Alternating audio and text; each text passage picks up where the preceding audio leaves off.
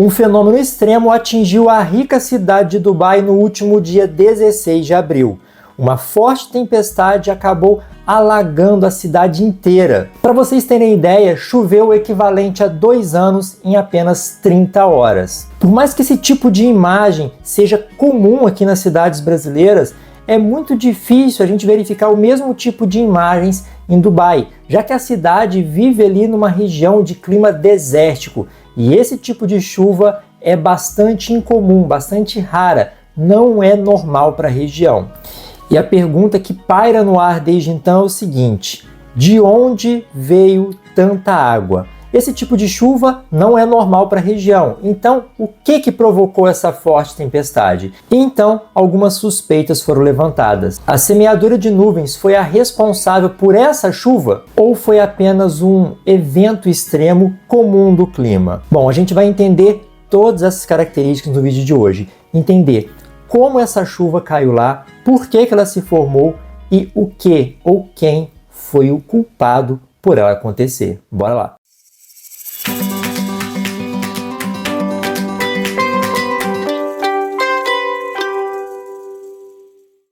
Meus amigos, a gente está diante de uma situação bastante peculiar, porque essa tempestade que caiu lá em Dubai, ela não é normal para a região, né? É uma chuva realmente atípica para uma região desértica.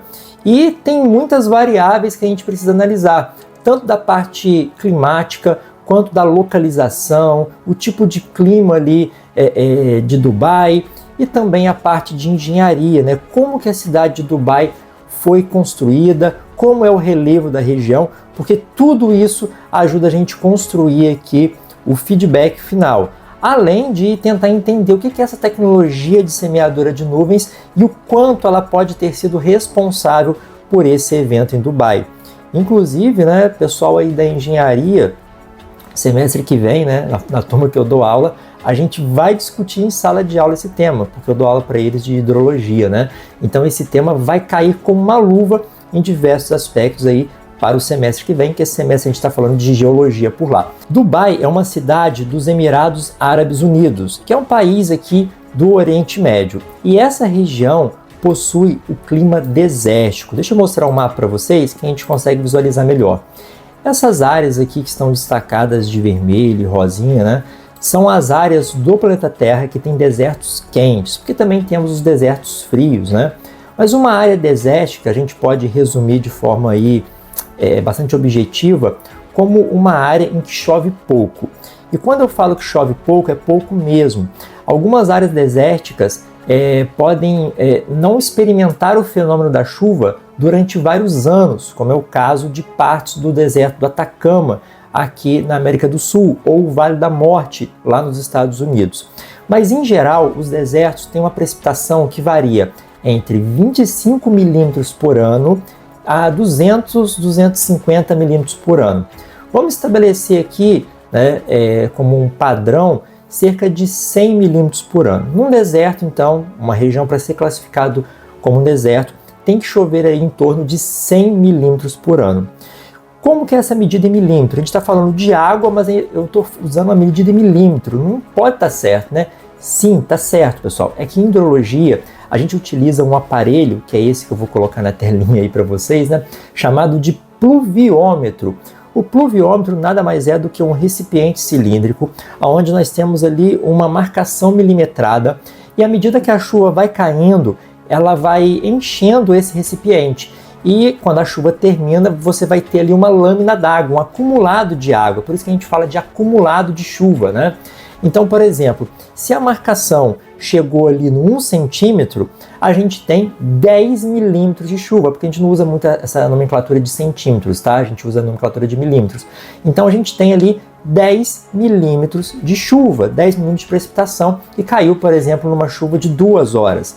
E aí, se você vai juntando a chuva dos dias, das semanas, dos meses, do ano, você tem um acumulado de precipitação mensal, semanal, anual, e você tem ali a quantidade. Então, num deserto, durante um ano inteiro, chove ali cerca de 100 milímetros, tá? 100 milímetros de chuva, se você aí for transportar para centímetros, só para você ter ideia, são 10 centímetros, né? Deixa eu pegar minha régua aqui, ó. Olha só, 10 centímetros. A gente está falando de uma lâmina d'água desse tamanho. Aqui nós temos 100 milímetros de chuva. Nossa, professor, mas é muito pouco. Exatamente, porque num deserto chove pouco mesmo. Essa é a característica de um deserto, tá? Na verdade, a gente tem que imaginar que essa lâmina d'água ela cai sobre toda uma região. Só que essa água vai se concentrar nas partes mais baixas do relevo, nos vales, né? Principalmente ali nas calhas dos rios. Os rios são ali calhas, né? Que mostram o ponto mais baixo daquele relevo circundante, que é para onde a água vai. Então a água ela sai do morro e vai se acumular nas partes mais baixas. Se toda uma região fosse plana, como um campo de futebol, a gente teria sim uma lâmina de água de 10 milímetros ali na região toda. Mas essa lâmina vai virar, sei lá, vários metros num fundo de vale, porque a água vai toda para lá. Beleza. Agora dá uma olhada aqui no climograma de Dubai. Climograma é um gráfico que a gente verifica a precipitação e a temperatura. Essa linha vermelha é a temperatura, as barrinhas azuis são as precipitações em cada mês. Notem que tem mês lá que nem chove, beleza? A gente tem aqui em Dubai um acumulado anual de 68 milímetros. É a quantidade de chuva que cai durante o ano todo lá, 68 milímetros. Guarda esse número. E as temperaturas chegam aí a média, né, a mais de 35 graus durante o meio do ano. O mês que mais chove é janeiro, com um acumulado aqui de cerca de 17 milímetros no mês de janeiro todo. É pouquíssima água, pessoal. Agora, por que caiu essa chuva toda ali? E foi muita chuva. Galera, deixa eu mostrar aqui para vocês, ó, vamos para Dubai? Vamos focar aqui enquanto eu falo, né? Então essa é a cidade de Dubai, é aqui que aconteceu. É um dos lugares, tá? Porque não foi só em Dubai que aconteceu isso não, em outros lugares do Oriente Médio também. Mas aqui choveu em 24 horas cerca de 142 milímetros. É mais do que um ano de chuva que caiu em apenas 24 horas. Em 30 horas, o acumulado foi de 162 milímetros. Cara, é mais de 2 anos, quase 3 anos de chuva em cerca de 30 horas. Se eu fiz as contas certas aqui, né? Deixa eu ver aqui, deixa eu voltar no gráfico. São 68, arredondando para 70, 37, 21. Praticamente aí 3 anos de chuva em apenas 30 horas. E o resultado dessa chuva toda foi um alagamento que atingiu toda a cidade. E aqui deixa eu destacar a diferença entre as palavras alagamento, enchente e inundação. Alagamento é quando nós temos o acúmulo de água nas vias urbanas porque ela não conseguiu escoar, mas ela não está relacionada a rio.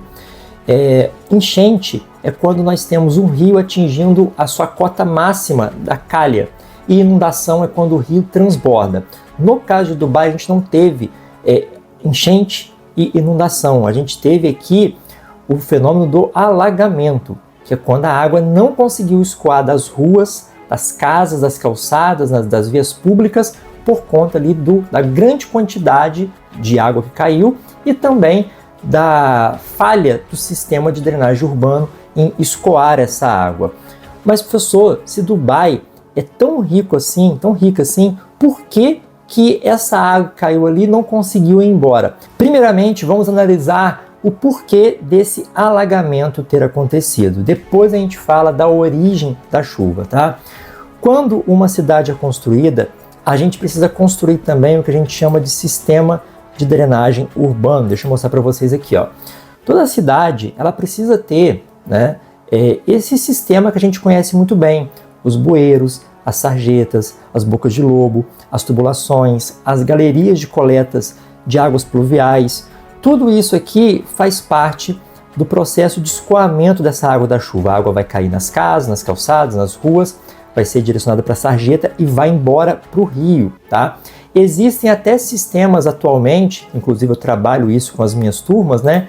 Sistemas que são mais modernos e sustentáveis, que ao invés de a gente utilizar puramente um encanamento, a gente tem ali a associação com a drenagem do próprio solo. A gente faz com que essa água infiltre no solo também, uma parte dela pelo menos, e uma outra parte vai para a tubulação, para que a água não chegue muito rapidamente no rio e então não provoque enchentes, inundações. Só que Dubai não conta com esse sistema, nem o tradicional, tá?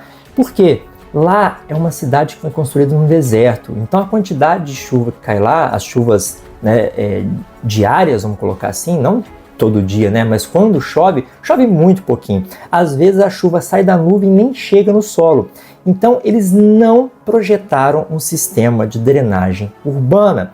Aí vocês podem perguntar, professor, mas que burrice, né? Uma cidade rica como aquela não investiu nisso, né? Investiu em tanta coisa e não investiu nisso. Então, existe um projeto para você dimensionar esse sistema de drenagem urbana. A minha cidade de Volta Redonda, por exemplo, todos os anos sofre com alagamentos. Por quê? A cidade cresceu mais do que os devidos ajustes no sistema de drenagem urbana. Então aqui está errado. A gente precisa pensar naquela chuva que causa problema todos os anos, que efetivamente cai numa região.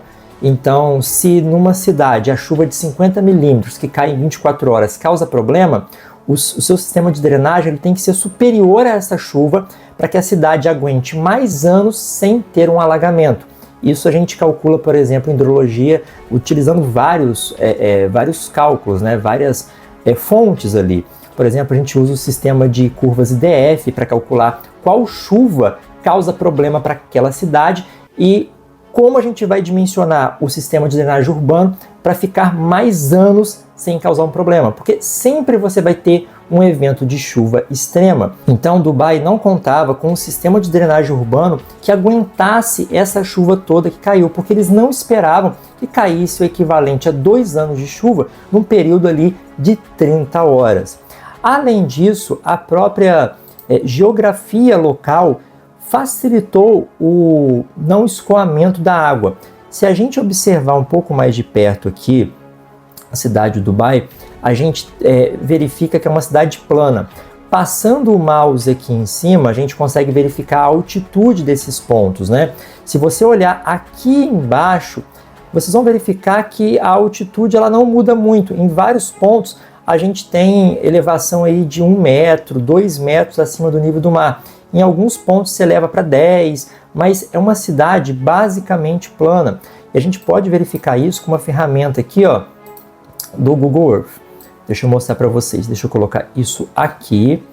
Vou traçar uma linha nesse sentido. Ok. Agora eu vou pedir para mostrar um perfil de elevação. A gente tem nesse trecho aqui uma diferença de altitude de apenas 15 metros. Então é praticamente plano para uma grande área. Quando a gente faz esse mesmo traçado, né, no outro sentido aqui, indo em direção ao mar, vamos fazer aqui também, ó, e pedir para gerar o perfil de elevação, a gente tem essa situação aqui próximo do mar e aqui o ponto mais elevado também 15 metros. Então, além disso, a gente tem vários obstáculos urbanos ali ao longo do caminho que vão acabar impedindo essa água de escoar, já que não tem aquele sistema de drenagem parrudo como temos aqui no Brasil, porque aqui chove bastante, porque eles não imaginaram que fosse cair uma chuva desse porte. Na verdade, a gente poderia falar que isso nem seria um erro de engenharia ali da região, porque os sistemas de drenagem urbana, eles são projetados de acordo com a chuva que cai em cada local. Então, se o local chove muito, você faz um sistema mais parrudo.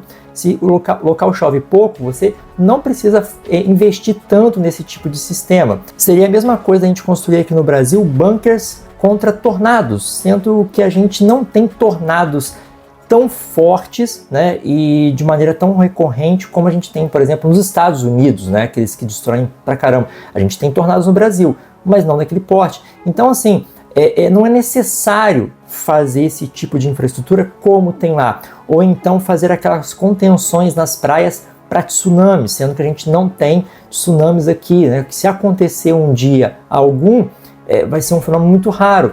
Entendem? Então, assim, nem todo fenômeno relacionado à Terra que vai produzir algum problema, como ele é mais raro em alguma região, geralmente não se constroem ali medidas para conter aquele fenômeno. Uma questão até de dinheiro mesmo, né?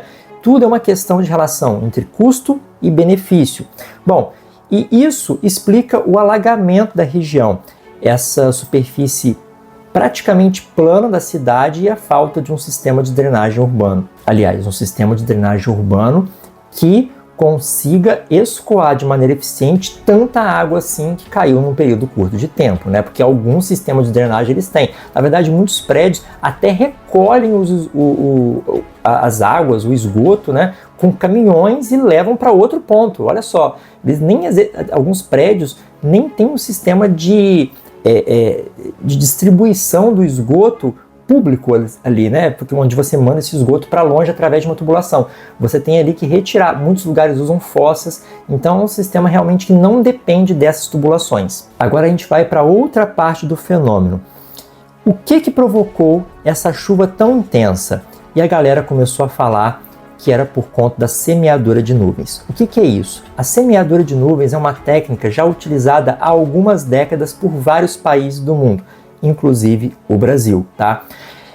Para você ter chuva, pessoal, não basta apenas ter água na atmosfera. Você precisa de outros elementos. Você precisa de algumas partículas na atmosfera e essas partículas podem ser, por exemplo, fumaça, cinzas vulcânicas, poeira, aerossóis. Essas partículas, vou chamar assim, vou resumir como partículas. Essas partículas, elas vão fornecer a superfície de contato para que a água que esteja presente na atmosfera, no estado de vapor, acabe se juntando ali na forma líquida, formando gotículas, formando as nuvens. Essas gotículas vão se juntando, vão formando uma gota maior.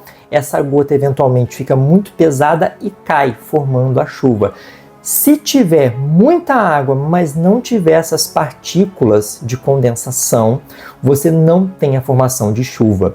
Em alguns lugares do mundo não existem essas partículas ou não tem umidade suficiente. E aí que entram as técnicas de semeadura de nuvens. Geralmente eles esperam a umidade do ar e a formação de nuvens estar num ponto legal, próximo ali ao ponto de saturação, e eles dão um empurrão, eles injetam partículas, como por exemplo o iodeto de potássio, nas nuvens, em nuvens específicas, tem que ser feito um estudo antes, e essas partículas vão acabar funcionando ali, acelerando o processo da formação de gotículas, dando origem então a uma chuva artificial. Eles fazem isso em Dubai para dar uma amenizada no calor, até mesmo porque essa chuva ela cai em pontos muito específicos, é uma chuva muito isolada e muitas vezes ela nem chega a tocar o solo, porque é tão quente que acaba evaporando antes de tocar o solo. É o que a gente chama de chuva, é um tipo de chuva chamada de virga. E eles fazem isso para amenizar o calor, mais para amenizar realmente ali esse estado da temperatura do que para fazer chover mesmo. Mas eventualmente essa chuva ela acaba caindo e dando um refresco ali para a região. Bom, vamos destacar aqui que Dubai, né, a cidade em si, ela não tem agricultura, então a chuva aqui especificamente, ela não é tão importante assim. Mas além desse aspecto, né, de amenização da temperatura, você tem também a questão da estética, né? Eles fazem chover às vezes só porque é bonito, só para ver a chuva caindo no meio do deserto. Tem esse aspecto também. Isso é praticado em vários lugares do mundo. Aqui no Brasil é muito usado por grandes empresários do agronegócio lá na região centro-oeste, nos meses de estiagem, para fazer chover nas plantações de soja, de milho, de cana-de-açúcar, principalmente soja. E, bom, o efeito é bem pontual. Algumas empresas brasileiras fazem esse trabalho e isso é praticado há mais de 30 anos em vários lugares do mundo. Muita gente tem falado que essa manipulação, essa chuva artificial, foi a que provocou essa chuva intensa. Só que isso é um erro, tá? Por quê? Porque a semeadura de nuvens não provoca chuvas fortes, chuvas torrenciais em nenhum lugar do mundo, nem aqui no Brasil, nem lá em Dubai. Até mesmo porque a quantidade de água que tinha que estar acumulada ali era absurda. E não adianta você semear uma nuvem se não tiver água suficiente ali para chover. Então essa água já estava ali. Os estudos indicam que essa semeadura de nuvens ali em Dubai, ela contribui com um acréscimo de apenas 15% das chuvas que caem na região. Então, de toda a chuva que cai na região, 15% a mais é por conta da semeadura de nuvens. Então, você vê que é um valor bem pequeno, 1/6, né, praticamente aí, do total precipitado. Além disso, não choveu apenas em Dubai, choveu numa vasta região aqui do Oriente Médio, do Golfo Pérsico, e isso não tem relação nenhuma com a semeadura de nuvens. É claro que a semeadura ela contribuiu um pouquinho, sim, claro, essa chuva poderia ter sido um pouquinho menor, mas vamos lá, vamos colocar aqui, chutar uns valores. Caiu então 142 milímetros em 24 horas. Se não tivesse a semeadura, teria chovido 130 milímetros, talvez. Não iria anular o fenômeno, ou seja, com ou sem a semeadura feita um pouco antes da tempestade em si, essa chuva iria cair do mesmo jeito. E por que eu estou falando isso? Vamos lá para esse mapa aqui do Vento Sky. Vocês já sabem, né, o programa que eu utilizo, inclusive deu o que falar aí por causa daquela anomalia lá no Atlântico Sul. Mas vamos lá. Aqui eu estou no dia 16 de abril e vocês estão vendo aqui a camada de precipitações, divididos aqui em intervalos de 3 horas. Aqui do lado direito, milímetros, tá? Quanto mais roxinho vinho aqui, 50 milímetros de chuva naquela região. E olha só toda a região de tempestade aqui envolvendo essa parte do Dubai, parte do Golfo Pérsico, uma grande parte aqui do Irã, enfim, vários países ali da região do Oriente Médio. Não foi apenas em Dubai. Isso aqui não é provocado por semeadura de nuvens. Semeadura de nuvens é algo pontual. Você tem que ir com um avião, com um helicóptero, com um drone, lá numa nuvem específica e jogar isso lá e a chuva então cai. Às vezes ela acaba nem caindo no ponto aonde ela começou. Inclusive tem que ser feito um estudo para que a pessoa que esteja pagando por isso não perca dinheiro, né? Porque você paga para cair numa plantação específica, a chuva chove, né? A precipitação cai em um ponto um pouco mais distante daquele ponto inicial, mas é algo bem pontual. Eu não estou dizendo que a semeadura de nuvens não causa impacto. Toda ação humana, sem exceção, causa algum impacto na Terra. E a semeadura de nuvens também causam diversos impactos, porque você está mexendo com a quantidade de água que cai no sistema, e isso, claro, vai promover ali uma mudança ambiental naquela área. Mas estou dizendo que essa chuva em especial, essa quantidade de água, não foi por causa da semeadura de nuvens. Então, essa aqui é a situação de Dubai na região, da região de Dubai no dia 16, né? A gente tinha aqui vários pontos de tempestades em toda essa área. E de onde veio essa água toda, né? A umidade do ar estava muito elevada nesse dia. Essa camada aqui é de umidade. A gente tem aqui valores em percentuais, então a umidade relativa do ar. E quando a gente passa aqui a setinha em cima de Dubai, estava 100%. A região ali estava saturada de umidade, só precisava realmente ali das partículas para a chuva começar a cair. Aí, professor, então as partículas que injetaram nas nuvens foi a responsável por essa água cair.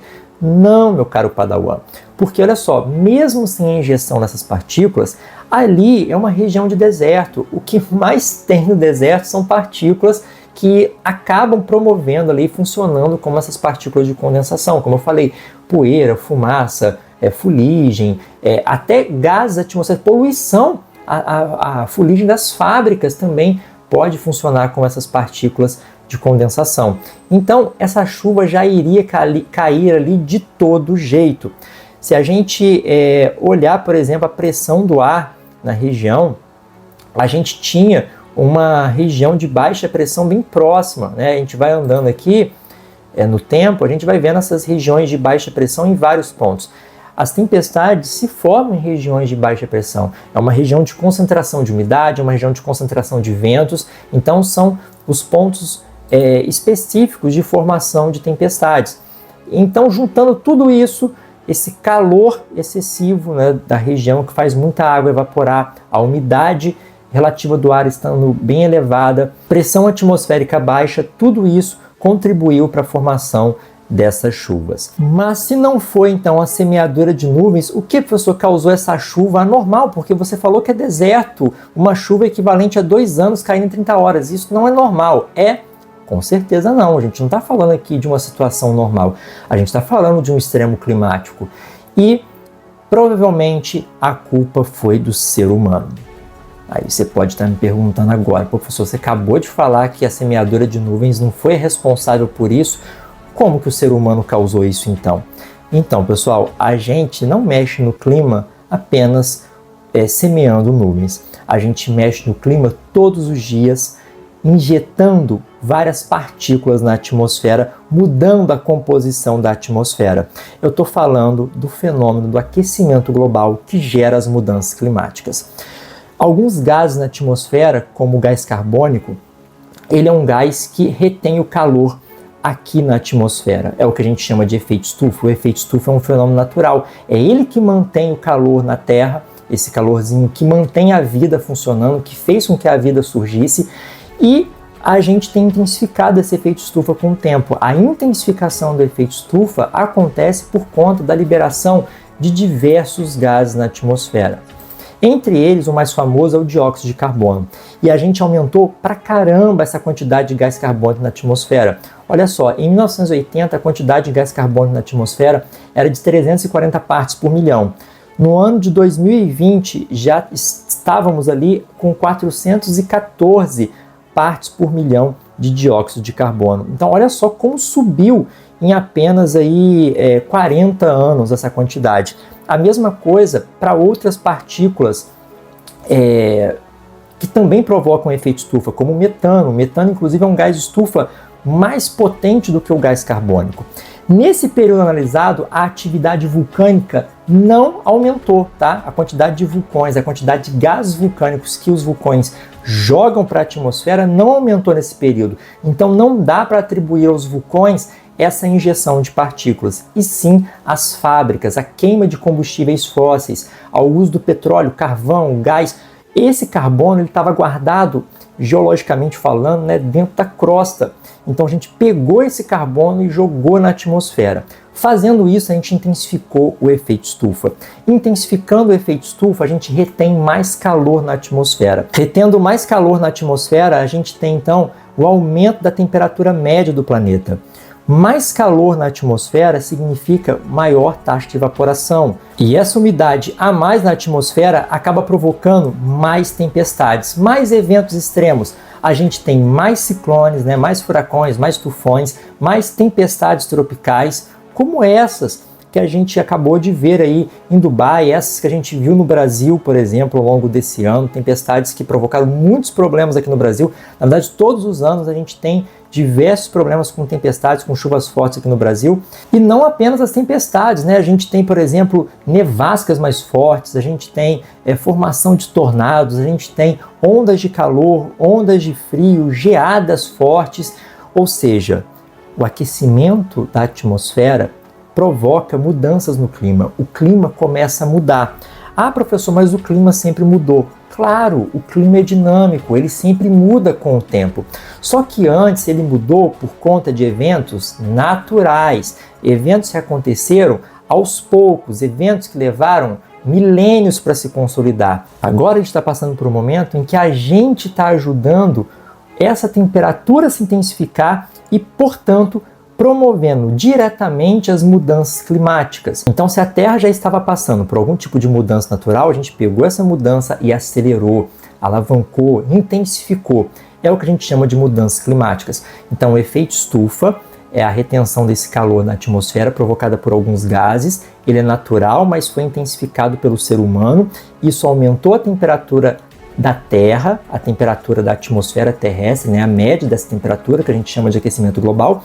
E o aquecimento global, ele gera mudanças no clima, que a gente chama de mudanças climáticas. Essas mudanças climáticas estabelecem um novo padrão climático. Então, lugares que choviam bastante, passam a chover muito mais. Lugares com secas mais intensas podem passar a ter chuvas, ou com secas mais intensas podem piorar essas secas. Lugares onde não tinha neve pode passar a ter, lugares que tinha neve pode passar a não ter. Ou seja, o clima está ficando diferente, ele vai ficar diferente, a gente está num período de mudanças. Então, esse tipo de evento extremo, de uma chuva desse porte caindo no deserto, ele é mais um sinal dessas mudanças. Mas olha só, a gente não pode cravar aqui, tá? E aí que a gente tem que tomar muito cuidado com as coisas que os canais acabam divulgando. A gente não pode cravar que essa chuva de Dubai, ela é com certeza uma consequência das mudanças climáticas ou do aquecimento global, tá? Não dá para cravar, porque a gente precisa estudar essa chuva e verificar se a mudança de temperatura na Terra provocou de fato essa chuva. Então a gente só vai saber essa resposta daqui a alguns meses, quando algum cientista estudar a relação entre os dois fenômenos. Eu não vou ficar aqui, igual, né, algumas pessoas fazem, de ficar falando assim, não, o Sol causou um terremoto, sendo que não causou. Do mesmo modo, eu não vou afirmar para vocês que essa chuva de Dubai, ela está diretamente relacionada às mudanças climáticas, porque precisa de um estudo para você relacionar esse evento isolado às mudanças climáticas. Para tudo, para toda afirmação, você precisa de um estudo. Mas a probabilidade é alta, muito elevada. Por quê? Porque os eventos climáticos, os eventos climáticos extremos, tá? Eles estão aumentando em sua frequência e em sua intensidade. Isso é um fato, né? A quantidade de chuvas torrenciais, por exemplo, que a gente tinha há 50 anos, não é a mesma de hoje. Hoje nós temos muito mais chuvas intensas do que há 50 anos atrás, do que há 100 anos atrás. E essas chuvas, além de ficarem mais frequentes, elas estão mais fortes. Então, se por exemplo, em Dubai acontece uma chuva dessa a cada 500 anos, agora vai acontecer a cada 100 anos, daqui a pouco a cada 50 anos, daqui a pouco a cada 10 anos. E aí eles vão ter que lidar com inundações a cada 10 anos, por exemplo. Aqui no Brasil, isso já é mostrado em vários estudos. Deixa eu revelar aqui para vocês, olha só. Tá aqui, ó. Esse gráfico produzido pela USP mostra a ocorrência de chuvas intensas na região metropolitana de São Paulo, desde 1930 até 2020. Então aqui a gente tem o número de dias por década que choveu acima dos 80 ou 100 milímetros, ou seja, chuvas fortes, tá? E a gente observa claramente que ao longo do tempo essas chuvas fortes aumentaram, né?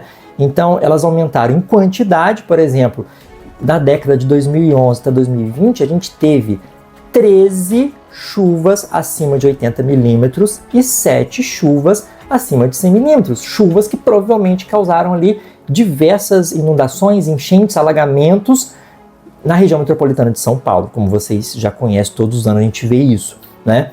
E aqui um outro dado do Mirante de Santana, o mesmo dado, uma crescente.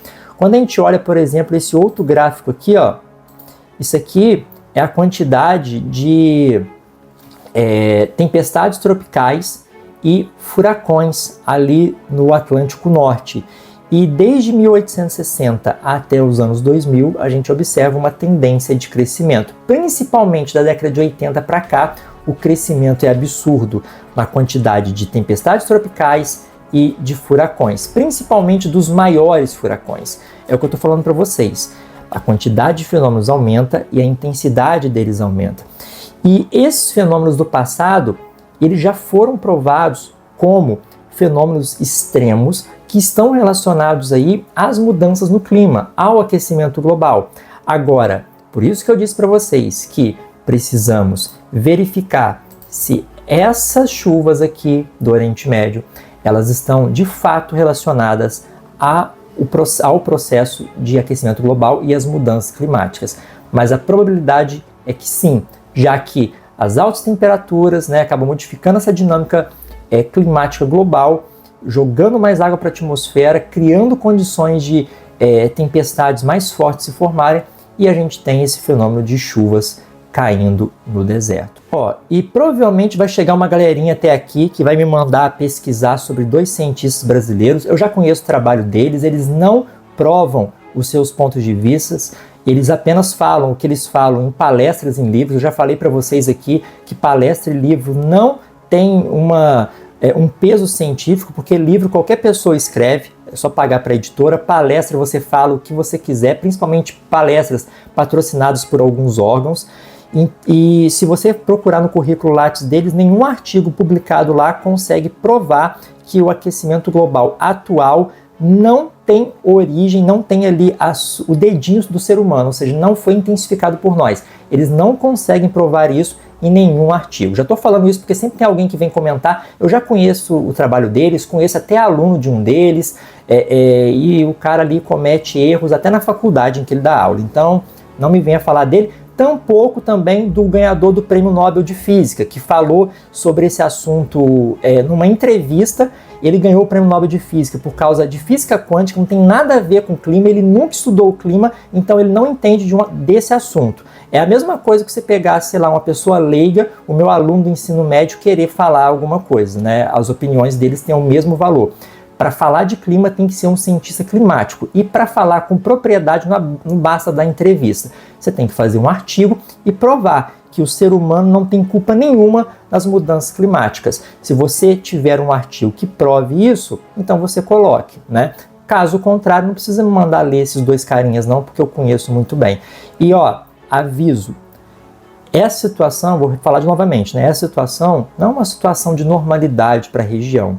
Agora, com tudo que está acontecendo nas mudanças do nosso clima aí, acostumem-se, porque a gente vai ter agora um novo normal. Bom, pessoal, esse foi o nosso vídeo de hoje. Eu espero que vocês tenham gostado, tenham entendido melhor sobre esse assunto. É um assunto complexo, eu tentei aqui ser o mais objetivo possível, né? Tem muitas variáveis ali, dados técnicos. Eu tentei ali ser bem didático mesmo, sem entrar muito em questões mais técnicas.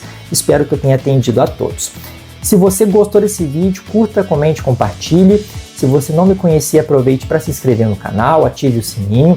Se você quiser ajudar ainda mais o canal, é só comprar alguma coisa pela Amazon, o link está aqui embaixo. Tem muita coisa em promoção por lá, clicando aqui no meu link, tá? E você pode também se tornar membro. Nós temos 2 categorias de membro, Quartzo e Ametista. Na categoria Ametista você participa de um bate-papo exclusivo comigo no grupo do WhatsApp, que tem uma galera legal lá que fala pra caramba. É bem legal a nossa discussão por lá. Fechado? Eu vou ficando por aqui. Um grande abraço, uma boa semana. Até mais. Tchau, tchau.